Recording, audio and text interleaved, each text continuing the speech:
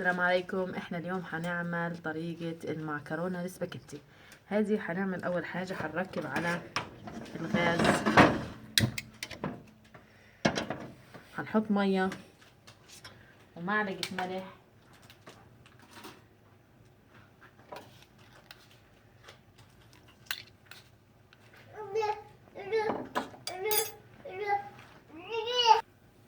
وهنحط شوية زيت اللي هو زيت اللي هو بيقولوا عنه سيرج عنا، زيت الذرة او زيت اي زيت متوفر عندك فيك تحطيه. اول ما اضيف المية هضيف المعكرونة اللي هي السباكيتي اللي هو النوعية، انا بستخدم النوعية هذه.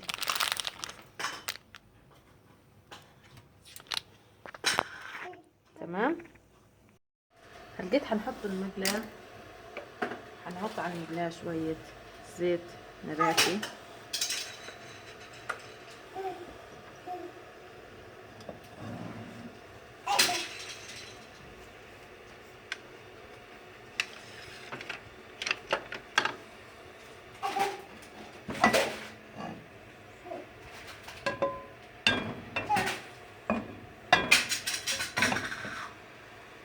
هيحمى الزيت وهنحط عليه اللي هو البصل. انا فرمت هان 3 رؤوس بصل، طبعا شرائح كبيرة حتى تباين بالمعكرونة. هلقيت بس عبال ما ياخد البصل تسريحة هنروح نعمل اللي هو الفلفل الرومي. كمان هنقطع الفلفل الرومي بالطريقة هاي.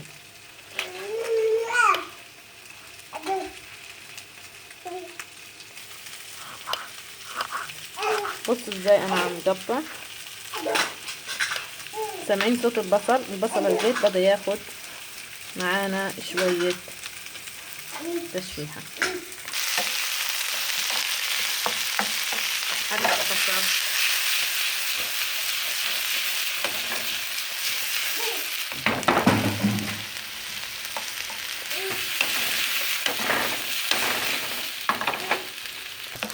هلقيت سفحنا شوية البصل. هنحط عندنا فلفل رومي، هنحط فلفل رومي، هنحط بازيلا، هنحط اللي هو علبة الذرة هذه، هنحط مرقة ماجي. هنحط حاجة مع بعض. نحط فلفل الرومي،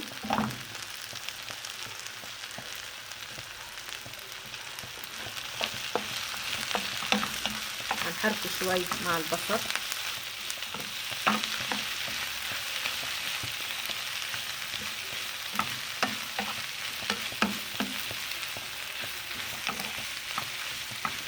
شايفين هان عندي المية بدت اللي هي تغلي، مسافة ما اجهز هذه بتكون المية عندي غلت. نكمل نحرك على بال ما الفلفل الرومي عندي يبدأ ياخد تشويح.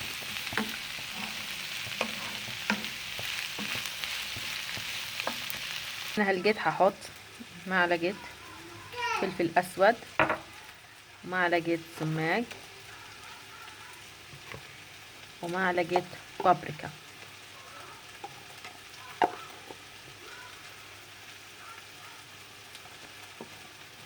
طبعا معلقة ملح.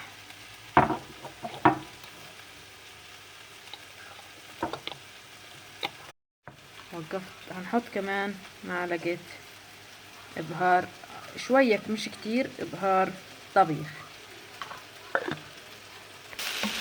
بعد ما الفلفل الرومي اخد شوية تسريحة هنحط البازيلا،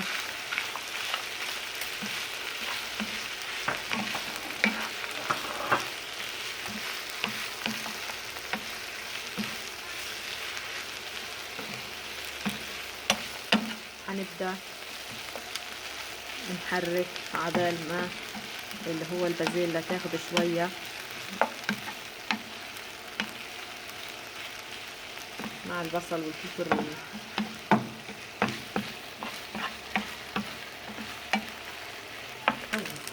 لقيت عند المية غلت، انا هحط هحط الباكيت كله، هحطه زي ما هو كده.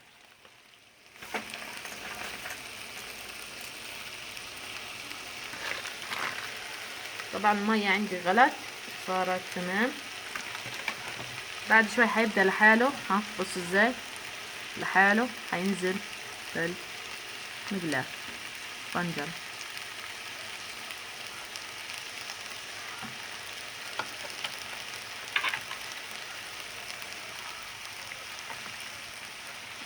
هغطيها عبال ما تنضج عندي وتبدأ تستوي. هلقيت فرمنا بندورة، هنحط معهم معلقة صلصة بندورة. هي طبعا تقريبا معلقة كبيرة بس انا معلقتي صغيرة نص سنة.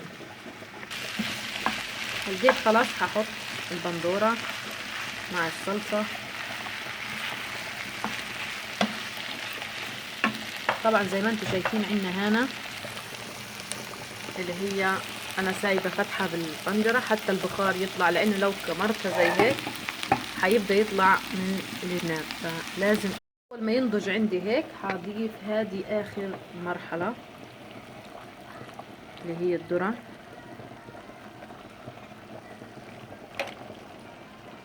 هضيف البهارات اللي هو فلفل اسود وبابريكا وشويه كمون وسماق. هعملهم مع بعض.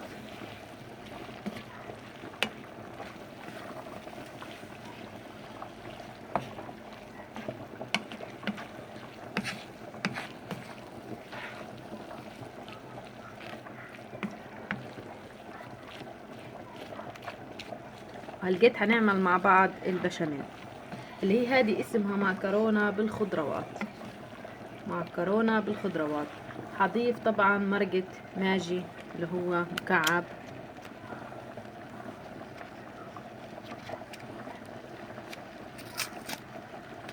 هنضيف الاثنين هدول مع بعض.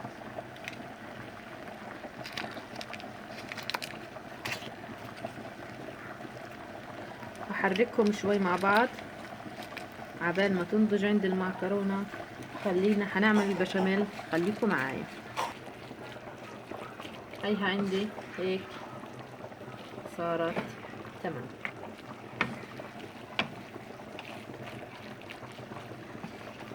هلقيت راح اطفي عليها عبال ما المعكرونة تنضج عندي تصير مستوية.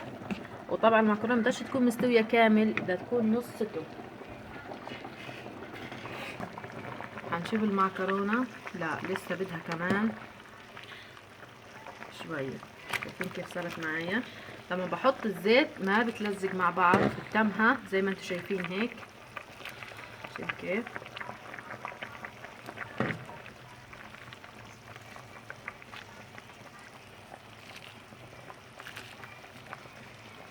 تمام.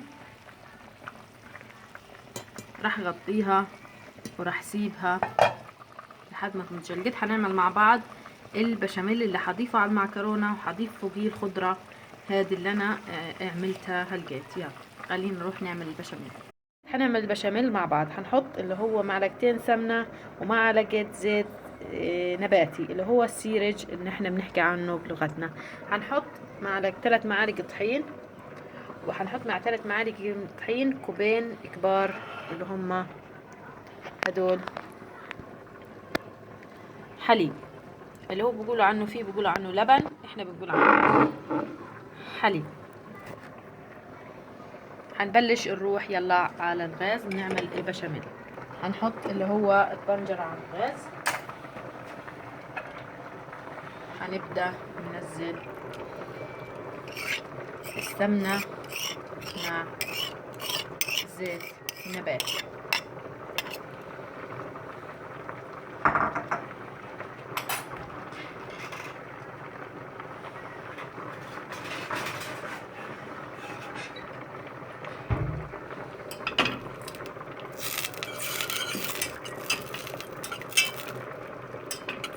اول ما يبدأ عندي تسيح السمنة هضيف الطحين.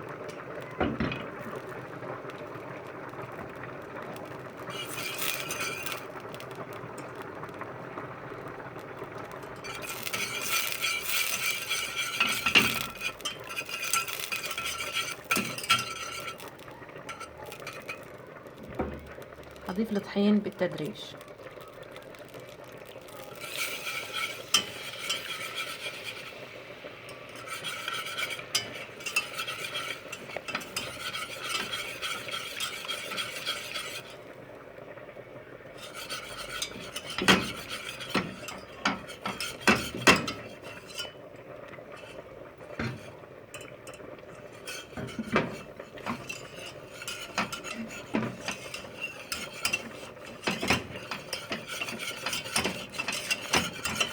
هذا القوام اللي احنا بدنا اياه للبشاميل. هنبدأ كيف نضيف الحليب بالتدريج.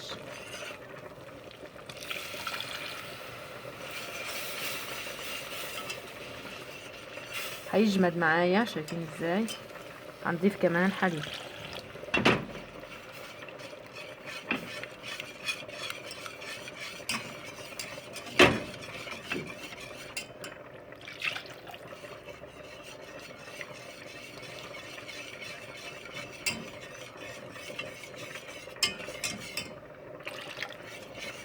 هنضيف الكوبين اللي عندي.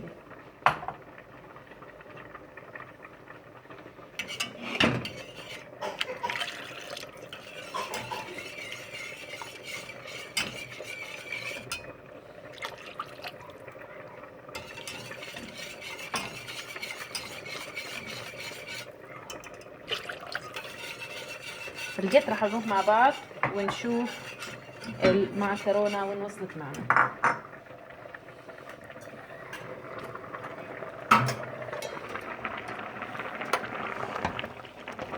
انا هاي القوام اللي انا بدي اياه، ما بدي اياها تكون مستويه كتير حتى ما لان هعملها كمان مع البشاميل.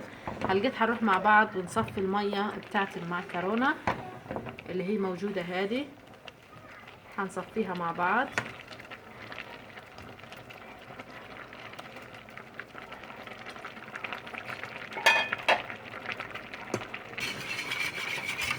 هاي البشاميل عندي بدأ يغلي. هنحط شوية ملح وشوية فلفل اسود. اذا ما بتحبوا لون يكون اسود كتير، لان انا حطيت على تقريبا على الخضار اللي انا عملته حطيت فلفل اسود، فانا هحط هنا شوية فلفل اسود وشوية ملح. هاي عندي رشة ملح،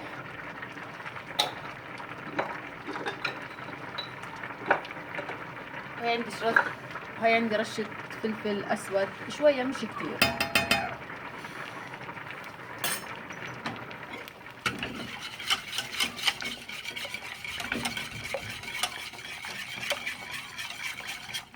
الجيت راح اروح واصفي المعكرونة من المية.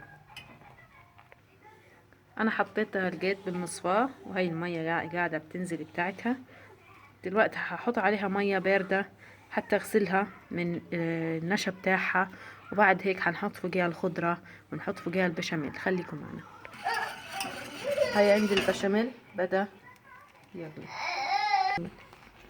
لقيت عندي البشاميل، شايفين ازاي بدأ يعمل من الجناب.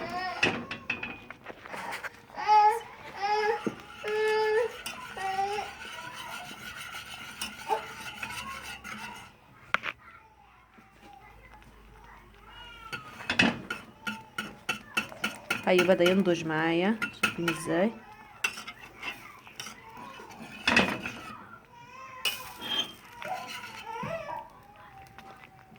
لقيت حطفة عليه عديره مباشر على المعكرونة.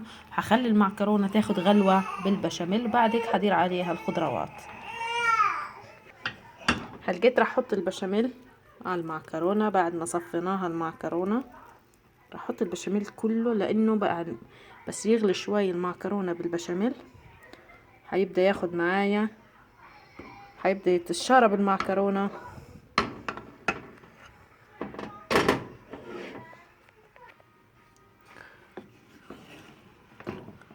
نحرك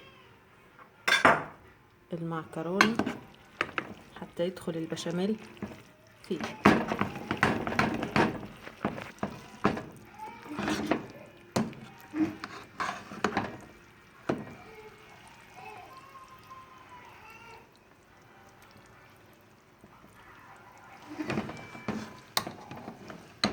ما تحركوها كتير حتى ما تنعجن في بعضها.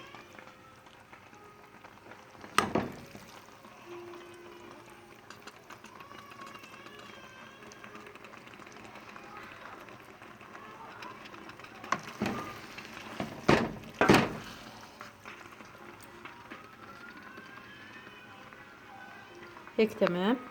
هلقيت حنروح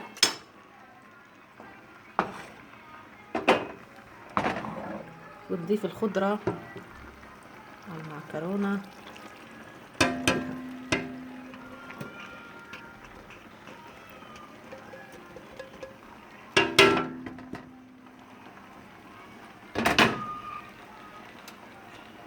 حركها في بعض. طبعا البشاميل عندي بيغلي تحت، حركه.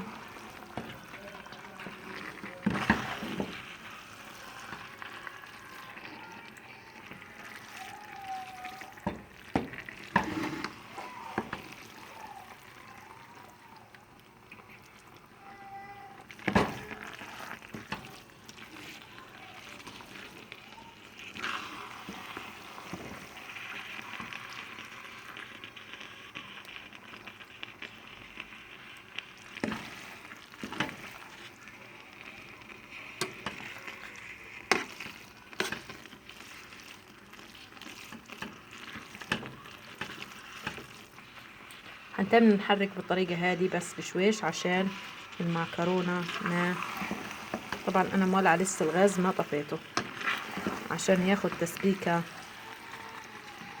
مع البشاميل والمعكرونة.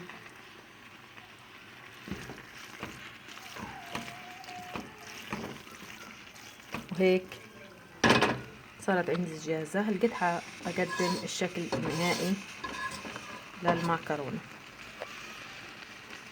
النهائي للمعكرونة بسباكيتي بالخضروات، طعمها كتير كتير فخم. بنصح الكل انه يجربها ومش حتندموا. وبدون لحمة، وطبعا هي انا عملتها بدون لحمة وشفتوا كيف انا عملتها. طريقة سهلة كتير وبسيطة ومكوناتها موجودة في كل بيت. وما تنسونا طبعا في اللايك والشير والكومنت.